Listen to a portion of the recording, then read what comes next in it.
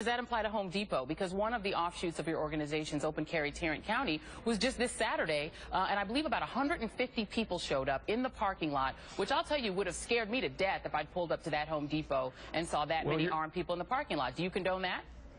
Okay, first and foremost, Open Carry Tarrant County and Open Carry Texas are not affiliated. We are not the same organization. We are entirely separate. But do you condone what they did? Do you think that was a good idea to do that just this Saturday?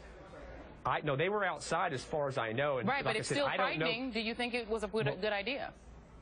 I don't know what their arrangement was with management, so I can't speak on their behalf. But I'm asking you to speak not as somebody who is an aficionado of guns, but just as an ordinary guy. If you were, let's say, in a movie theater, given what happened in Aurora, given that my kids still don't want to sit near the door when we go to the movies, and we just went to one this weekend because that shook them so much when that shooting took place, given that you've had a shooting in a theater, do you think it would scare people in a movie theater if you walked into a movie theater with your long gun exposed?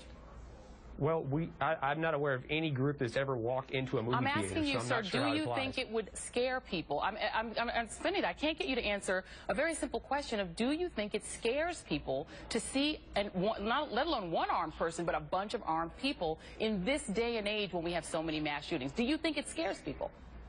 Well, I think that it has the potential to do anything, to have all kinds of emotions. But does it scare people? Just a simple yes, it could potentially have. Yes, it potentially could have a large range of emotions. Okay, name some of the emotions. Name some of the emotions you think it could elicit.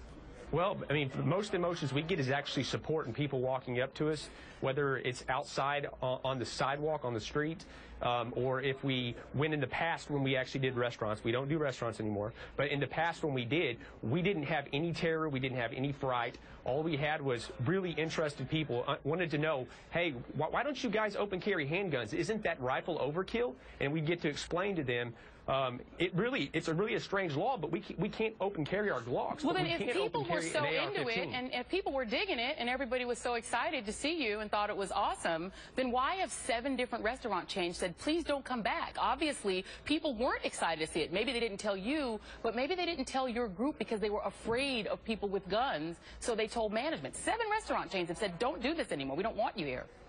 Well, it's because of a concerted effort by a group that is backed by Michael Bloomberg. It's an anti-gun group, gun control group, and they have started trolling, it's a word, coming to our pages, and they're seeing where we've been, and they turn around and then start petition drives and get people who are not even in our state to sign these petitions and say they won't come to that restaurant.